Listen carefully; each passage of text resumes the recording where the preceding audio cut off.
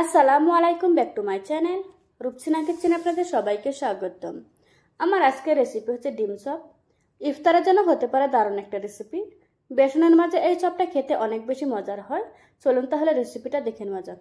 প্রথমে নিয়ে নিচ্ছি হাফ কাপ বেসন, দিয়ে দিচ্ছি পরিমাণ মতো লবণ, দিচ্ছি 1/4 চা চামচ মরিচের গুঁড়া, তারপর দিয়ে দিচ্ছি 1/4 চা চামচ হলুদের গুঁড়া। এবার অল্প অল্প পানি দিয়ে একটা গুলা তৈরি করে নেব। বেসনের গুলাটা তৈরি হয়ে গিয়েছে। বেসনের ব্যাটারটা ঠিকঠাক হয়েছে কিনা আমি আপনাদেরকে দেখিয়ে দিচ্ছি। একটা আঙুল বেসনের গুলাতে ডুবিয়ে দিচ্ছি। দেখতেই পাচ্ছেন আমার আঙুলটা কিন্তু খুব সুন্দরভাবে কভার হয়েছে। তার মানে আমাদের বেসনের ব্যাটারটা একদম রেডি। এখানে আমি দুটো ডিম নিয়েছি। ডিমগুলিকে আগে থেকে সিদ্ধ করে রেখেছিলাম। এবার আমি ডিমটাকে কেটে নেব।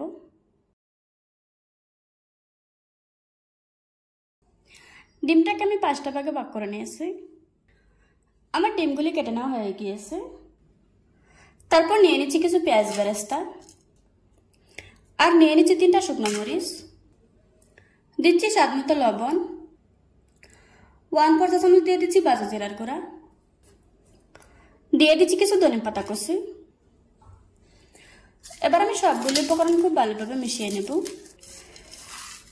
আপনারা চাইলে এখানে গরম মশলার গুঁড়াও দিতে পারবেন, তবে আমার কাছে মনে হয় এই ডিম চপে এর থেকে বেশি মশলা দিতে হবে না।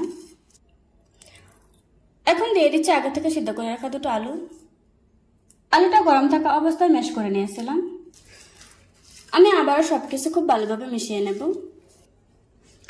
চপ বানানোর জন্য আলুর মিশ্রণটা রেডি হয়ে গিয়েছে। প্রথমে আমি সামান্য একটু মিশ্রণ হাতে নিয়ে নিচ্ছি, তারপর এভাবে করে চেপে চেপে বড় করে নিচ্ছি। এখন আমি মাছ বরাবর ডিমের স্লাইসটা দিয়ে দিচ্ছি। তারপর আমি ডিমটাকে খুব ভালোভাবে কভার করে নেব।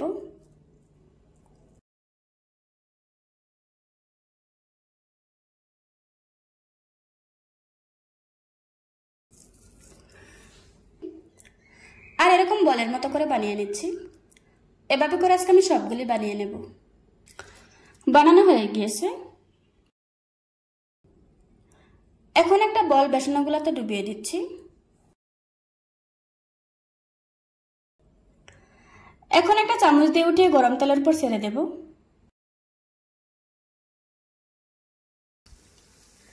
আর এভাবে করে গরম তেল উপরে দিয়ে দিতে হবে।